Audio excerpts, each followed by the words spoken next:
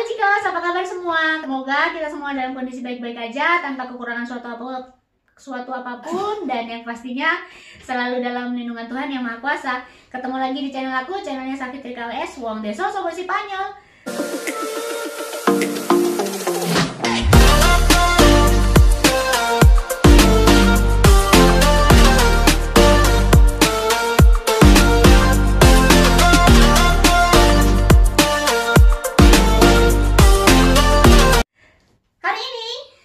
Kedatangan tamu, Mbak Tarmi, yang ditunggu-tunggu, yang aku udah ngomong berkali-kali aku bakal ngobrol bareng sama Mbak Tarmi untuk bertanya karena beliau sudah berpuluh-puluh tahun di sini.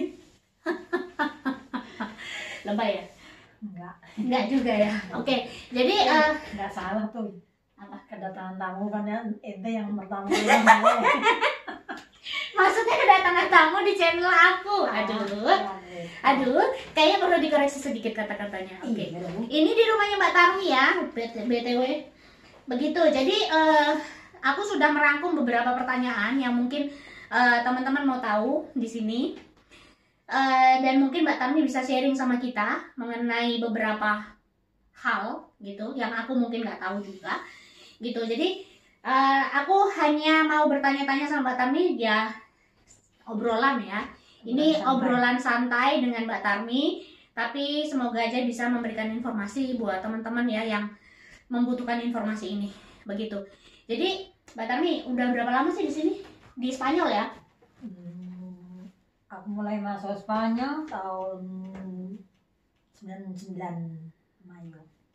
99. Pokoknya udah banyak lah ya. Tahun 99 berarti sekarang kan 2020 Mbak. 21 tahun dong. Iya. 21 tahun dibandingkan dengan aku yang baru 5 tahun, itu berarti seperempatnya. Tapi bahasanya lebih canggih sama yang baru seperempatnya itu. Aduh. Karena kita beda tujuan, Mbak. Iya. Gitu. Iya, saya tujuannya nyari rezeki, situ tujuannya shopping. Enggak, ikut suami. Please deh. Shopping ya. Hip hura pokoknya. Relax. Nah, terus bisa ceritain nggak gimana sih waktu pertama kali dari Indonesia nyampe ke sini tuh Mbak Tarmi prosesnya apa Mbak Tarmi itu dibawa orang ke sini atau ada agen yang apa ya kayak penyalur tenaga kerja gitu? Alhamdulillah saya datang ke sini dibawa orang juragan saya itu diplomatik Indonesia untuk Spanyol. Untuk bertugas di Spanyol ya kurang lebih waktu itu tugasnya mungkin 3,5 tahun ya kurang lebih, memang itu jatahnya. Terus waktu itu beliau sudah selesai tugas, dia menawarkan sama saya, kamu mau tinggal di Spanyol untuk cari modal atau mau pulang balik bareng-bareng sama kita gitu ya. Ya saya jawab dengan baik juga, ya terserah Bapak, kalau Bapak mengajak saya kembali ke Indonesia saya ikut, kalau Bapak memberi waktu, memberi izin untuk saya tinggal, untuk menambah kehidupan yang lebih baik, saya tinggal di sini, ya alhamdulillah saya terima kasih banyak gitu. Tapi beliau meminta surat izin keluarga gitu ya, tapi ya maklum namanya dulu zaman kan belum ada apa itu HP belum itu ya, jadi saya bilang kayaknya sulit Pak, surat-surat juga sedikit repot waktunya maksudnya gitu. Kalau Bapak mengizinkan ya saya tinggal, kalau enggak ya mendingan balik saja gitu. Udah deh saya percaya kamu boleh tinggal di sini ya sampai sekarang. Jadi kalau masalah surat-suratnya saya tinggal terima jadi nggak ngerti gimana kalau lewat agen, saya juga nggak tahu bagaimana urusannya gitu. Gimana prosesnya lewat agen itu bagaimana saya nggak ngerti. Karena saya sendiri sudah mau mencoba untuk membawa kakak saya ke sini, gagal 2 kali gagal, jadi saya nggak ngerti gimana caranya. Jadi kalau Mbak Tarmi ini bisa dibilang termasuk beruntung ya, karena ada orang yang membawa ke sini gitu. Jadi kalau ini tadi kakaknya mau datang ke sini diurus 2 kali juga gagal. Dan mungkin kalau teman-teman yang udah ngelihat aku di video-videoku yang sebelumnya, aku juga udah pernah jelasin untuk aku proses suamiku bawa aku itu juga butuh waktu sekitar 8 bulanan. Itu pun duitnya juga lumayan banyak. Dan waktunya juga 8 bulan itu bukan waktu yang sebentar gitu. Jadi kalau Mbak Tarmi dan tidak semua juragan menawarkan untuk kita boleh tinggal di sini loh, karena banyak juga yang saya nggak mau ngomong ya, tapi ya sulit lah untuk tinggal di sini, sulit gitu aja. Berarti intinya Mbak Tami beruntung. Pokoknya punya juragan yang super the best, super bueno, wis pokoknya sip, Pokoknya cocok meong. Oke. Nah, jadi intinya begitu ya, kalau Mbak Tarmi bisa masuk ke Spanyol itu karena keberuntungan ya. Terus itu setelah keluar dari bos yang pertama, kan Mbak Tarmi kan tinggal di sini tuh. Nah, itu gimana prosesnya untuk bisa dapat kerjaan? Lewat teman-teman ya, kan teman-teman Indonesia kan juga banyak. Kan sebelum berapa bulan sebelum kami udah menetapkan aku tinggal di sini kan udah cari info bagaimana kalau ada lowongan gitu ya. Walaupun dengan bahasa saya yang 1212, saya nekat aja gitu ya. Ya ada batu candungnya. Juragan pertama saya nggak cocok, akhirnya juragan yang kedua cocok sampai 10 tahun. Saya nggak pindah-pindah. Gitu. Nah, jadi untuk surat menyurat juga akhirnya dibantu juga sama bos yang kedua itu. Dibantu dengan bos yang kedua, tapi juga dengan perjalanan yang super duper memeras energi, pikiran, segala macam. Duit juga. Ya. Pokoknya saya kalau masalah surat-surat, pokoknya kayak nggak mau tahu lagi gitu dah. Jadi sebetulnya ini berarti waktu Mbak Tarmi dari bos yang pertama yang dari Indonesia sampai ke bos yang orang Spanyol lah bisa dibilang kan, itu surat menyurat sempat ada miss gitu, sempat ada kosong, nggak ada surat gitu atau gimana? Ya saya setelah pisah dengan juragan yang pertama itu kan otomatis saya jadi kayak gelap di sini, hanya punya paspor doang. Kan KTP-nya kan beda. KTP saya kan diikutkan dengan kayak apa ya, situasi bos saya gitu. Berbeda karena KTP-nya seperti kayak beda, pokoknya beda. Bukan kayak KTP yang kita punya ya. Okay.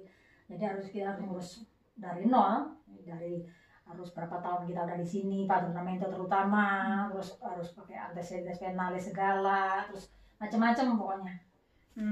Gitu. Jadi kalaupun misalnya dari Indonesia misalnya dapat bos yang kayak Mbak Tami, itu pun untuk kerja di sini pun tidak, berarti nggak semudah yang dibayangkan ya.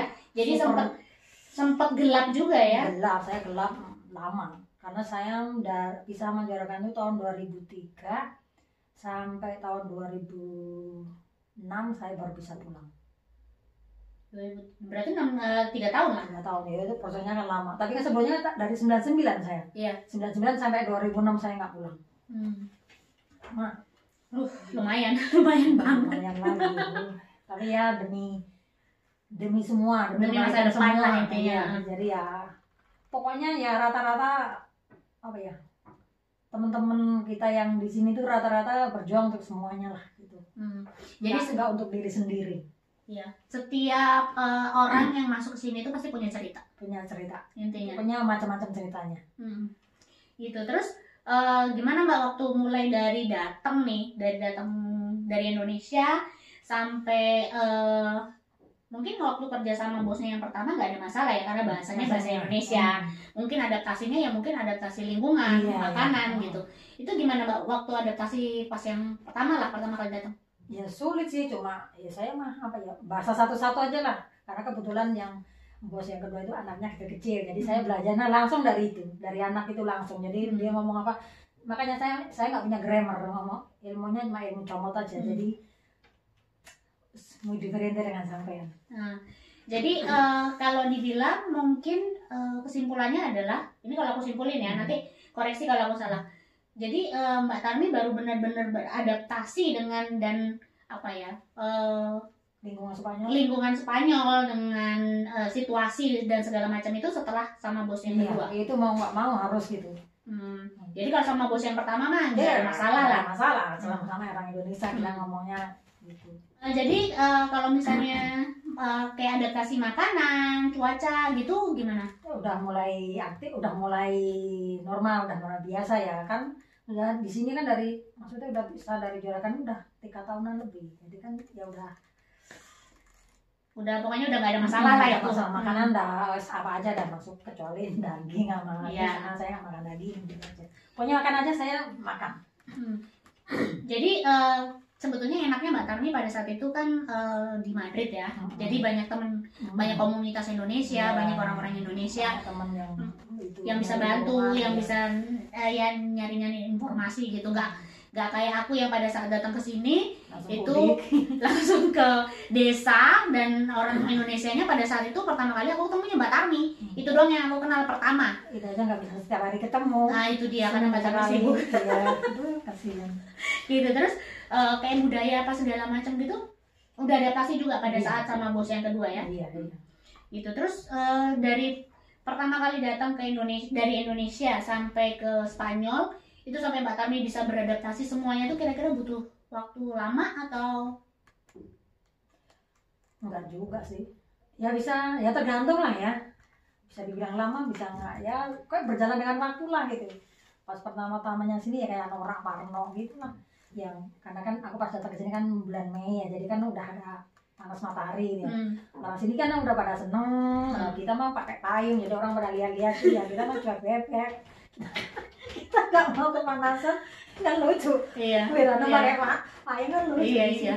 Gitu. Kalau di sini orang-orang sini tuh kalau udah musim panas itu mereka udah kayak apa ya? Gila cari matahari gitu.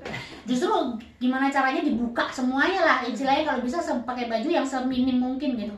Tapi kalau kita yang orang Indonesia malah justru matahari kita takut. Kita berusaha nutupin gimana caranya gitu. Tetap payung panjang, pakai payung karena takut hitam saudara-saudara. Jadi sebetulnya Mbak Tarmi untuk proses adaptasinya itu nggak terlalu lama ya. Maksudnya nggak kayak aku gitu, prosesnya yang berapa tahun ya, 3 tahunan lah mungkin aku baru bisa beradaptasi benar-benar gitu. Ya, karena kan kalau sampean kan di rumah hanya banyak kan sendiri. Kalau saya kan waktu itu kan di rumah kan banyak orang, jadi kan nggak begitu terasa loh. Ada perubahannya yang menonjol pun kan nggak begitu terasa. Iya sih. Gitu. Jadi itu untuk proses adaptasinya Mbak Tarmi. Jadi tadi Mbak Tarmi kan udah cerita tuh gimana bisa kerja yang legal, itu karena dibantu sama bos yang kedua gitu. Nah tapi akhirnya waktu Mbak Tarmi keluar dari bos yang kedua itu, apakah ada masalah dengan surat menyurat lagi atau? Enggak.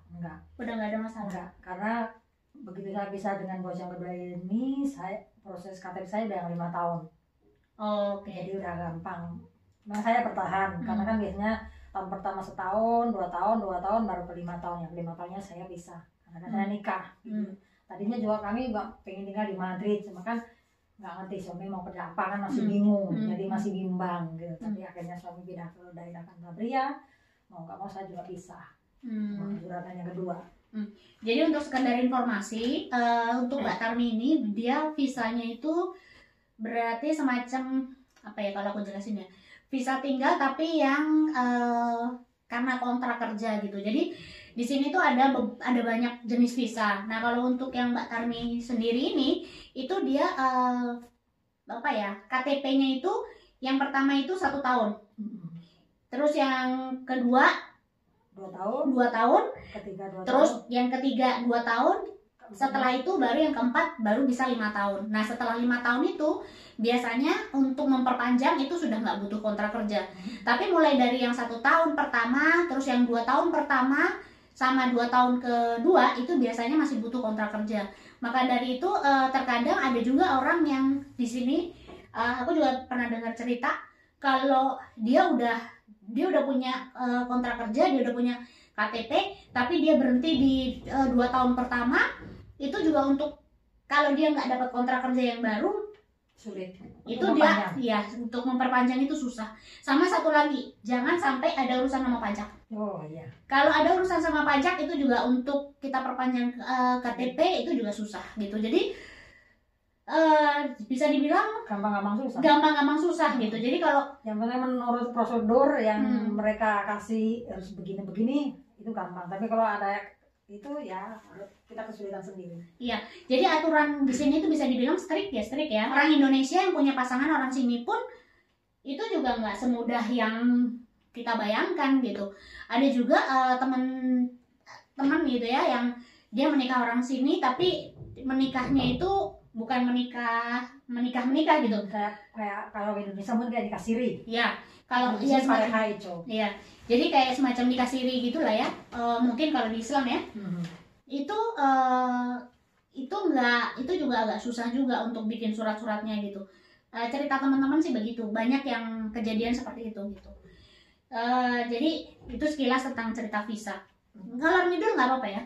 Tapi enaknya yang dulu pas saya masih baru-baru di sini, walaupun saya belum punya KTP, walaupun saya masih legal, saya bisa mendapatkan kartu kesehatan karena dulu masih muda.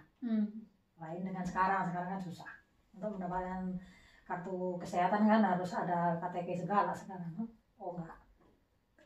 Sebetulnya sih kalau masalah kesehatan sih kayaknya nggak ada masalah sih. Tapi kita udah dapat langsung kartunya. Kayaknya sih, nah itu yang aku belum terlalu ngerti. Cuman setahu aku ada juga teman aku yang dia sampai saat ini masih legal, tapi fasilitas kesehatan dia dapat waktu pas dia sakit atau apa gitu, dia masih dapat fasilitas kesehatan. Bukan di Sentral Salut gitu. Jadi kalau untuk kesehatan walaupun ilegal, sepertinya sih ada kayak surat khusus gitu ya. Aku nggak inget pasti sih. Cuman dia waktu itu pernah nunjukin kertas aja sih, kertas biasa gitu. Karena di sini kan banyak NGO yang bantu gitu, Mbak. Ya. Jadi dia mungkin yang NGO itu yang nembusin ke Sentral Salutnya, atau Sentral Salut itu puskesmas ya. Nembusin ke puskesmasnya, ke Sentral Salutnya atau ke rumah sakit. Gitu, sepertinya sih begitu ya. Itu juga kayaknya aku perlu cari informasi. Begitu. Terus Mbak Tami tahu nggak kalau misalnya di Indonesia itu ada penyalur tenaga kerja yang buat kesini gitu, misalnya buat kerja rumah tangga? Belum tahu. Sampai saat ini saya belum tahu. Kalau tahu mah kakak saya percaya ke sini. Terus teman-teman Mbak Tami ada nggak yang maksudnya yang menginformasikan di sana ada agen apa-apa gitu nggak? Enggak sih, sejauh ini teman-teman saya yang di Madrid yang saya kenal ya. Kalau yang terus kerja di sini itu kebanyakan kaburan dari kaburan dari Arab, dari India gitu. India jauh banget ya? Iya. Biasanya mungkin mereka juragannya ke Spanyol untuk liburan aja ke gitu, atau rumah keduanya gimana, biasanya kabur baru nanti tinggal di sini, cari kerja di sini. Itu yang saya kenal loh. Tapi nggak tahu, mungkin ada yang secara prosesnya secara benar juga, saya nggak ngerti. Jadi kalau untuk yang kerja rumah tangga ini bisa dibilang belum pernah dengar lah ya kalau ada agen. Aku pribadi pun sebetulnya kalau untuk agen yang setahu aku cuma agen untuk pelaut sama agen buat spa, yang buat massage gitu, yang buat mijit. Selain itu sih aku juga belum pernah dengar sih. Gitu. Jadi sejauh ini teman saya yang di Madrid banyak kan itu kaburan dari Arab atau kaburan dari India, baru nanti dia kerja di sini. Jadi prosesnya intinya setiap orang punya cerita, ya. Terus Mbak Tami kan di sini kerjanya apa? Jaga orang tua. Nah itu kerjanya gimana sih Mbak kalau jaga orang tua itu di rumah?